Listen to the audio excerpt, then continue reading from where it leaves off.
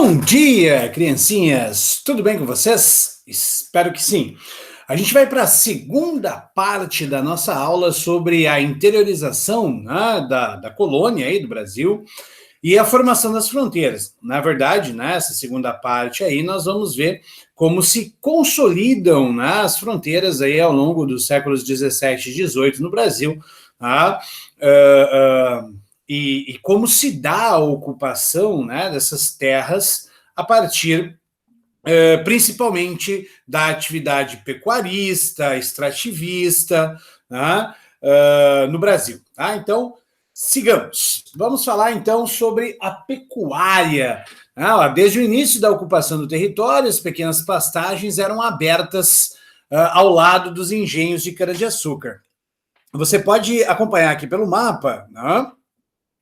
A primeira zona de pecuarista aqui, né, no litoral do Nordeste, né, final do século XVI. Note que quem traz, né, o gado vacum para a região do Nordeste lá são os portugueses. Lembre-se, o gado vacum ele não é nativo da América, né, ele foi trazido pelos portugueses quando começa o processo de colonização aí no litoral do Nordeste do Brasil, e o gado vacum ele era bastante funcional para os portugueses naquele momento, né?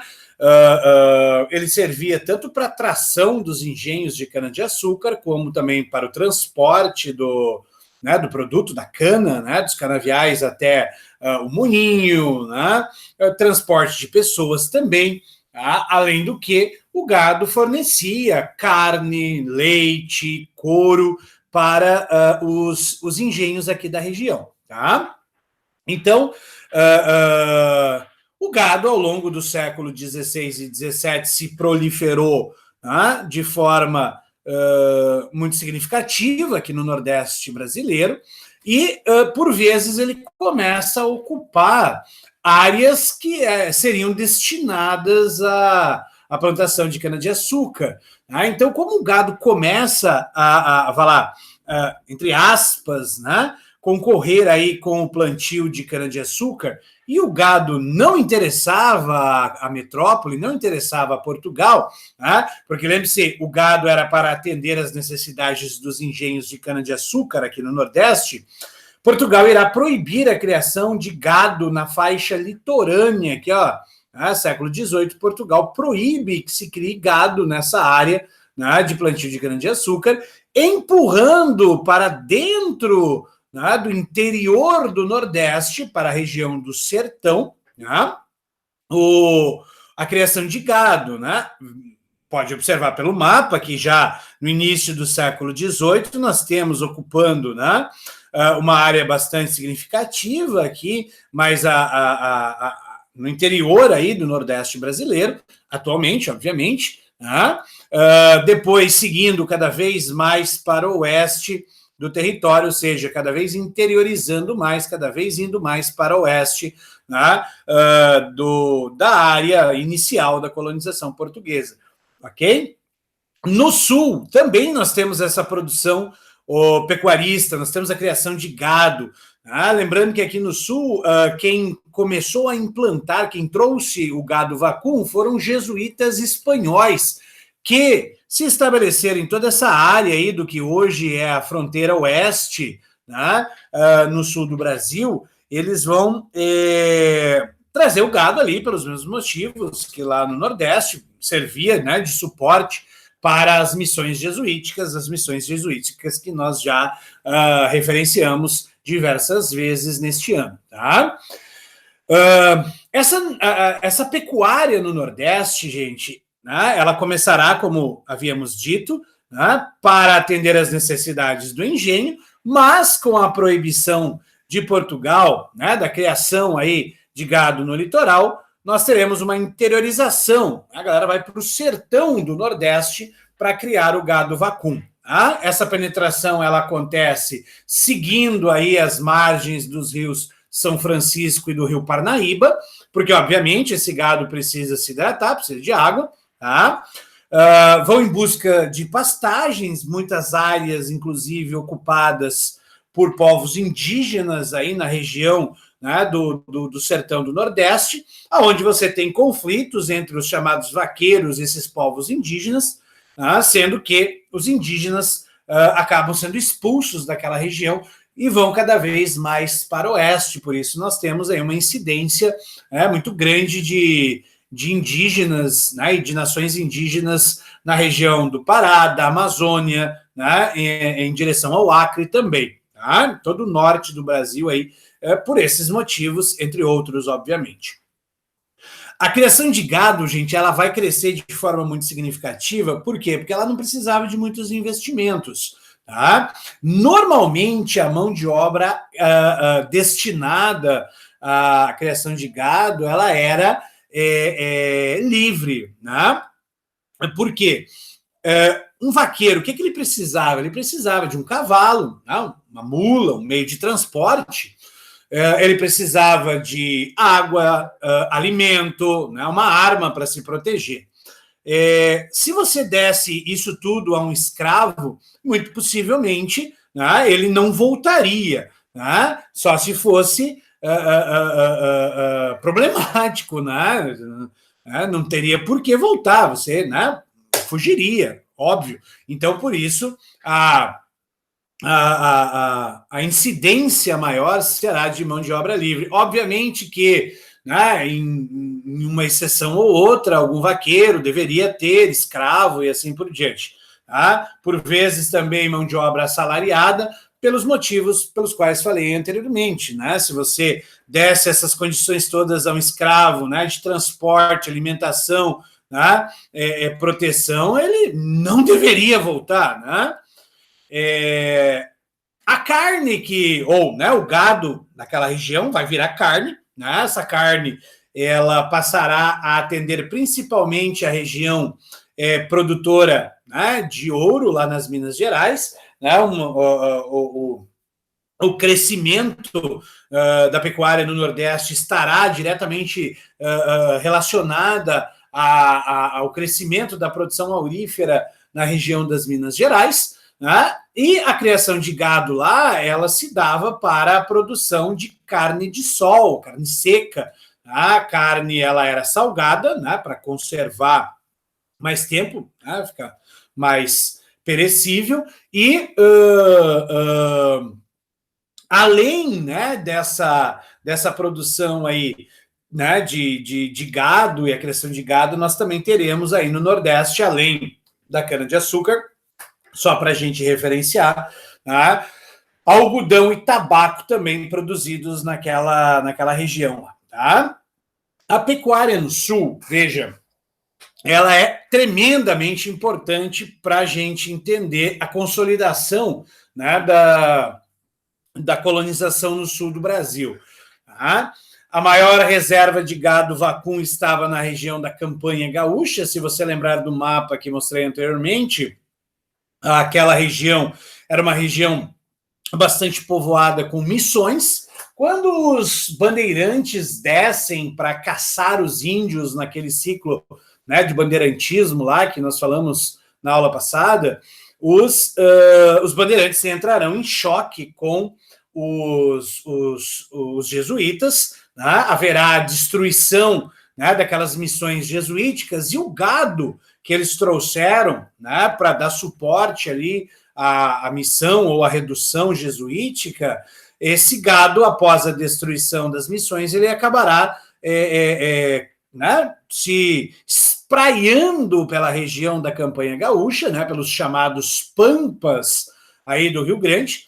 Como não é daquele bioma, não havia predador natural para o gado vacum, pastagens abundantes naquela região, né, os pampas, então uma área plana também, né, com muitos pastos, e aí, claro, né, você tem uma proliferação muito grande deste gado vacum. Após o colapso, né, da preação indígena, lembrando que os bandeirantes vinham buscar índios aqui no sul, né, por conta ali da concentração deles nas missões, para levá-los para o Nordeste, para vendê-los como escravos. Né?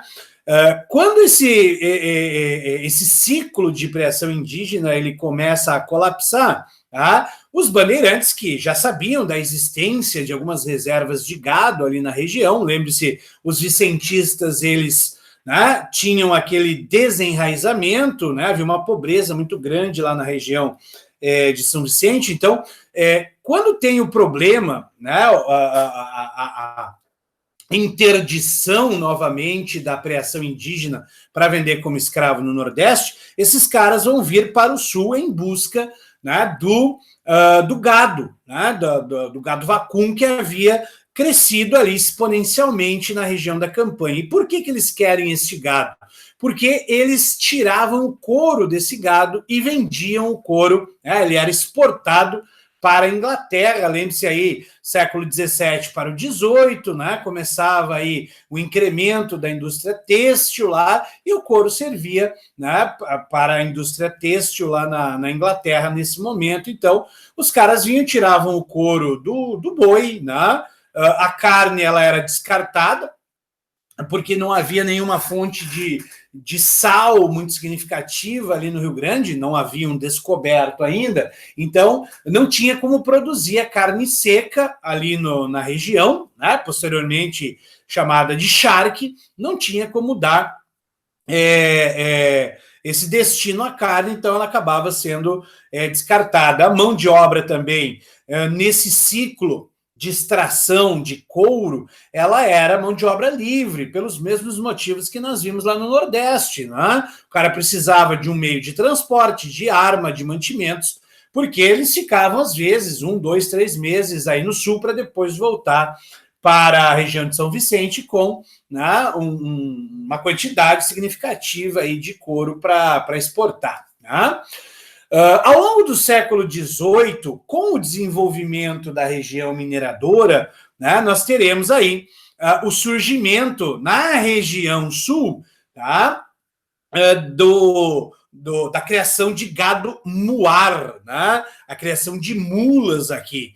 Essas mulas, elas começam a ser transportadas aqui do sul do Brasil. Olha só, né, o gado muar, ele era criado aqui nas campanhas, ou na região da campanha, no Rio Grande do Sul, né? E ele era levado, né, essas tropas de mulas, elas eram levadas lá para a região de Sorocaba, que era o maior mercado de gado do Brasil, e daqui, né, tanto as mulas quanto o charque, que passará a ser produzido aqui no Rio Grande do Sul também, nesta região aqui, né, próximo à Restinga, esse gado, né, e esse charque, o gado muar e o charque, eram levados pelos tropeiros para a região de Minas.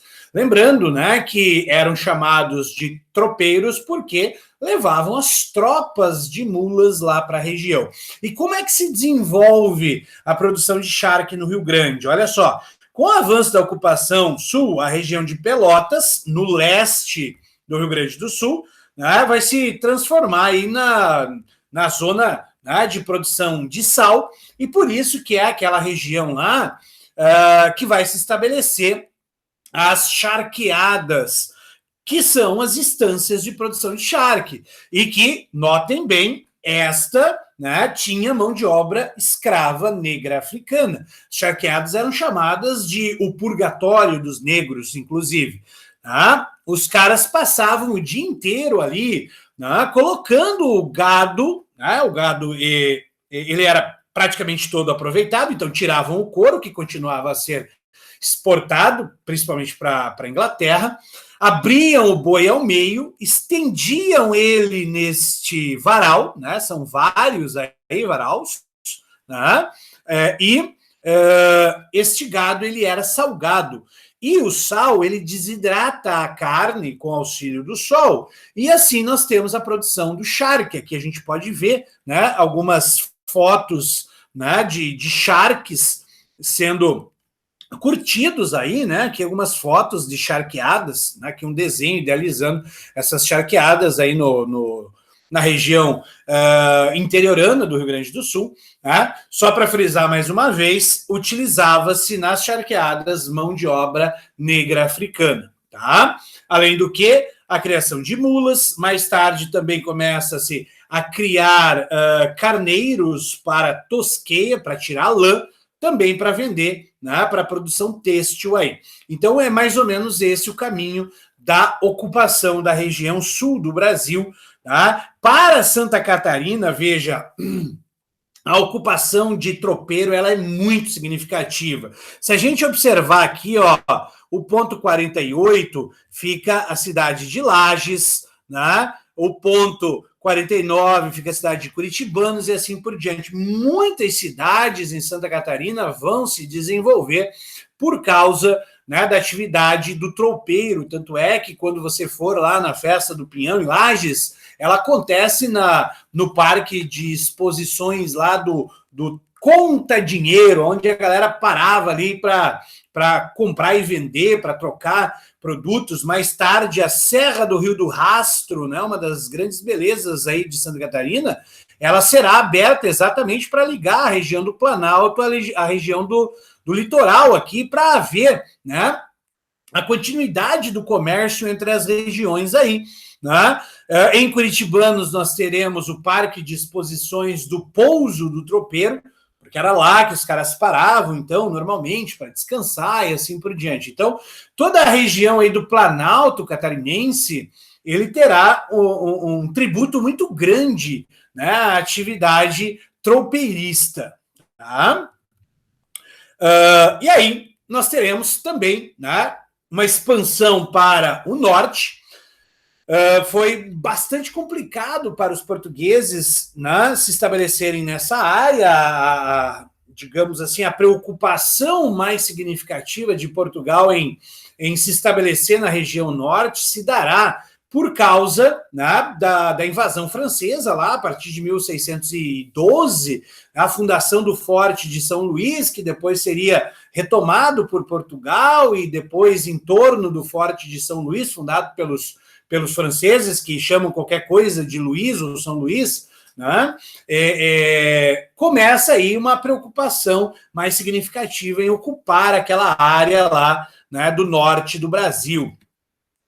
Em 1637, nós teremos a primeira grande exploração aqui, ó, né, do Vale Amazônico. Na verdade, né, a expedição de Pedro Teixeira entrará aqui no Rio Amazonas e irá até Quito, no Equador, e ele vai descrever ali muitas tribos indígenas, inclusive, que moravam às margens do Rio Amazonas e tudo mais. Né? Então, ó, ele sai de Belém, percorre o Rio Amazonas, chegando até Quito, lá no Equador, e em 1639 começa o estabelecimento, você pode observar nas várias cruzes aqui, o estabelecimento das missões jesuíticas, de jesuítas portugueses nessa área. Lá no sul há uma predominância de jesuítas espanhóis. Tá? E os caras, aos poucos, vão se espalhando aí pela bacia amazônica por conta da concentração de povos indígenas que se estabeleciam aí ao longo do norte do Brasil. Também, claro, né, começa a se estabelecer ali colonos portugueses para explorar a região do Vale Amazônico. Tá? Tanto jesuítas quanto colonos começam uma atividade extrativista, primeiramente lá, a extração de raízes, frutos, ervas, resinas aromáticas. Tudo era genericamente chamado de drogas do sertão. Logo em seguida, a gente vai ver um mapa aí das atividades econômicas no Brasil do período, mas os caras extraíam cacau, látex, urucum, né? Que pode servir como tanto como corante, como um tempero, né? A baunilha, algumas outras essências aromáticas, a guaraná. Né, o Guaraná era vendido como um afrodisíaco na Europa, aí, né, nesse contexto todo.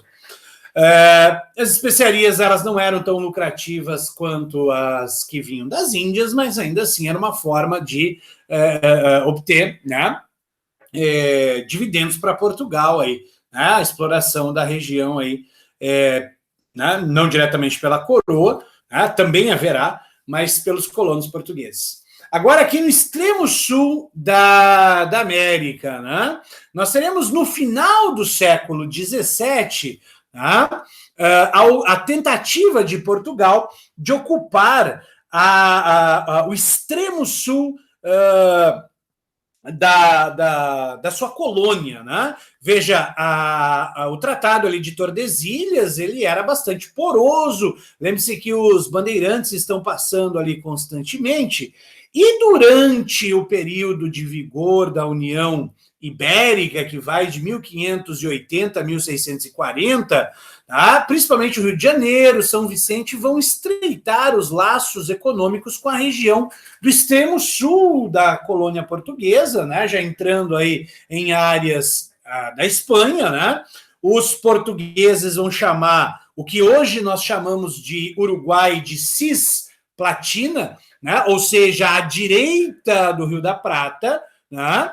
E vão estabelecer aí um comércio bastante significativo com a região aí platina, tá? Só que com o fim da União Ibérica, há um prejuízo muito grande para os negócios, tanto em São Vicente quanto no Rio de Janeiro. Nós vamos ver que, inclusive, em São Vicente houve um levante, um princípio de revolta por conta disso, né? Mexeram numa parte muito sensível do corpo humano, que é o bolso, né, a carteira. Então, nós temos, por conta disso, até um pequeno levante lá em São Vicente, que a gente fala depois. Tá?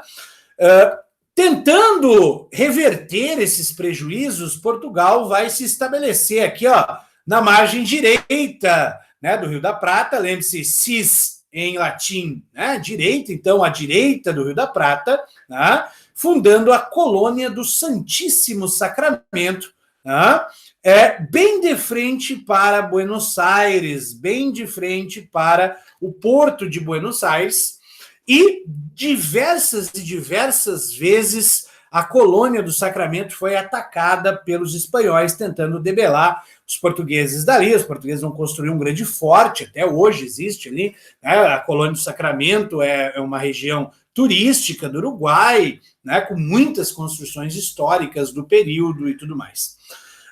Para impedir os portugueses de acessar essa região, né, os espanhóis vão fundar a cidade de Montevidéu, aqui, ó, bem no cotovelo do Uruguai, da Cisplatina, para impedir que os portugueses passassem com os barquinhos para acessar a colônia do Sacramento. Então, vão isolar o povoado lá da colônia do Sacramento, tendo acesso só por terra. Agora, lembre-se, por terra era muito longe, né? Demoraria meses para você ter uma ligação entre a colônia do Sacramento, seja com o Rio Grande do Sul, que ali, né, próximo, vá lá, né?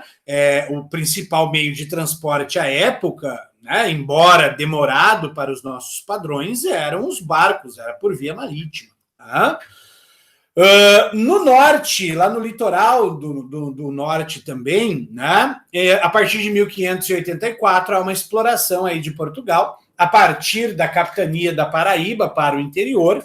Né, em 1599, os portugueses vão adentrar aí ao rio Potegi, né, chegando aí à região do Rio Grande do Norte. Se a gente observar aqui no mapa, a gente vai ver, ó, os Reis Magos aqui, ó, né, que depois seria a cidade de Natal, né, Nossa Senhora do Amparo, em 1513, né, e aí os caras vão adentrando, né, o litoral, ó, São Luís, 1612, né, foi a fundação aí do Forte de São Luís pelos franceses, aí os portugueses e espanhóis, em vigor a União Ibérica, né, vão estrangular lá os franceses, né, e vão expulsá-los em 1615 dali, tá? E aí eles vão lá para a Guiana Francesa, né? O fato é que, a partir de 1682, Portugal vai explorar economicamente aquela região, criando a Companhia de Comércio do Maranhão, o que causou uma grande revolta ali nos colonos da região, que nós vamos ver logo adiante nas revoltas coloniais, né? A revolta liderada aí pelos irmãos Beckman, né? Tomás e Manuel Beckman lá. Tá? No século XVIII, ainda sob a batuta, né, do Marquês de Pombal, nascerá a Companhia de Comércio né, do Grão-Pará e do Maranhão, a Companhia Geral do Comércio do Grão-Pará e do Maranhão, que vai tentar implantar lá, né, uma plantation de algodão na região entre o Maranhão e o Pará, né, implantando ali mão de obra escrava negra africana, né, uma plantation modelo, só que ao invés de açúcar, algodão. Lembrando que o algodão era um produto extremamente viável nesse momento, porque nós estamos falando de contexto aí de revolução industrial. Então, e também do início das hostilidades entre os ingleses e os seus colonos americanos lá, né? Então aí o Maranhão será uma saída viável, né, para criar uma nova fonte de renda para Portugal. A gente vai falar do Marquês de Pombal depois, você vai entender melhor sobre isso. Tá? Aqui, ó, as atividades econômicas no Brasil. Nós temos a exploração das chamadas drogas do sertão, aqui no Vale Amazônico, tá? O que está em marronzinho aí para você é a criação de gado. Veja como é grande, vasta a criação de gado. Temos a mineração aqui na região das Minas, né? Goiás, Mato Grosso, tá? Também aqui no sul da Bahia. A produção de tabaco, essas plantinhas verdes aqui, ó. E em verde, a extração de pau-brasil, tá? E esses caules brancos aqui, ó, a produção algodoeira. Aqui, ó, a Companhia Geral de Comércio lá, né, do Grão-Pará e do Maranhão. E, por fim, a gente vai falar sobre os tratados territoriais envolvendo Portugal e Espanha. Lembre-se, principalmente no que tange a região sul, foi uma região de intensos conflitos fronteiriços entre a Espanha e Portugal, e mais tarde continuaria, né, após a independência do Brasil, Uruguai, Argentina, né, a própria Guerra do Paraguai tem a ver com a formação das fronteiras aqui no sul. Né? Por causa, né, daquele movimento bandeirante, né, da fundação de várias vilas, né, a oeste do Tratado de Tordesilhas, né, subordinados a Portugal, nós teremos, em 1750, um tratado entre Portugal e Espanha, né, é o principal tratado que você precisa lembrar. O Tratado de Madrid deu ao Brasil praticamente o tamanho que tem hoje. Lembre-se, só o Acre não existe neste contexto, né? Ele só entraria em 1903 no território brasileiro, entre outras partezinhas, mas de forma geral, né? Estado aí o Acre, né? Do contrário, praticamente todo o território brasileiro foi consolidado aí com o Tratado de Madrid, praticamente, né? Não todo. E no que se baseou o Tratado de Madrid? No utis possidetis, a posse útil da terra, o fato de haver brasileiros naquela região. Tá? E nós temos, né, os 7 povos das missões, essa parte aqui a oeste do Rio Grande do Sul, sob o domínio de Portugal, daí, né, até o norte lá, e a colônia de Sacramento, lá o Uruguai, sob posse da Espanha. Tá? Só que a Espanha invadiria essa região aqui, ó, a vila de Nossa Senhora do Desterro, em 1776, tá? E para reaver esse porto, que era extremamente importante para Portugal, eles vão fazer um novo acordo, o Acordo de São Ildefonso, com a Espanha, no qual eles vão entregar os 7 povos das missões aos espanhóis. Tá? E, claro, a Espanha também ficaria com a colônia do Sacramento. Aí, em 1801, depois de muitas discussões, né, diplomáticas, a história do utis possidetis, se assina o Tratado de Badajoz, aonde voltamos ao Tratado de Madrid. Por isso era tão importante. Tá? É o Tratado de Madrid que vai dar o tamanho, praticamente, que o Brasil tem hoje. Em meio a esses tratados territoriais, a gente vai ver a eclosão das chamadas guerras guaraníticas, 1750, ali no contexto do Tratado de Madrid. Tem um filme que vai abordar esse contexto de forma magnífica, que chama-se A Missão, tem inclusive no YouTube. É um filme protagonizado aí pelo Robert De Niro, né, da década de 1980, um filme que ganhou muitos prêmios e que é excelente do ponto de vista histórico. Tá? As guerras guaraníticas, gente, elas irão envolver, né, os índios que moravam nessas missões aqui, né, junto com os jesuítas, obviamente, e Portugal e Espanha se unindo para esmagar, né, essas missões jesuíticas. Você tinha aí um pouco apreço nessa altura da história aí pelos jesuítas. Lembre-se, século XVIII, nós teremos a emergência do iluminismo. O Marquês de Pombal, ele era um tanto quanto anticlerical, né, não gostava muito dos jesuítas, porque os jesuítas também produziam bastante em suas terras, chegavam a concorrer com Portugal, né, em certos produtos aí que eram vendidos na Europa. Então, Espanha e Portugal vão se unir para esmagar, né, essas missões jesuíticas, né, para possuir o controle aí, né, da região dos Sete Povos das Missões, e o resultado foi trágico, né? Os índios ou foram expulsos ou mortos, né, porque se revoltaram, os jesuítas também, né? Destrói-se as missões.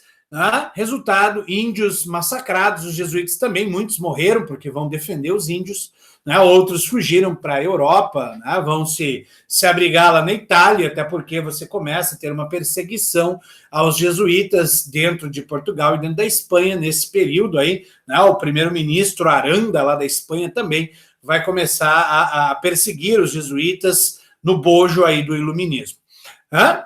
E é isso, crianças. Por hora, estamos tranquilo, né? Na próxima aula a gente vai falar sobre a civilização do ouro, as Minas Gerais. Beijo, se cuide, não saiam de casa. Boas festas para vocês.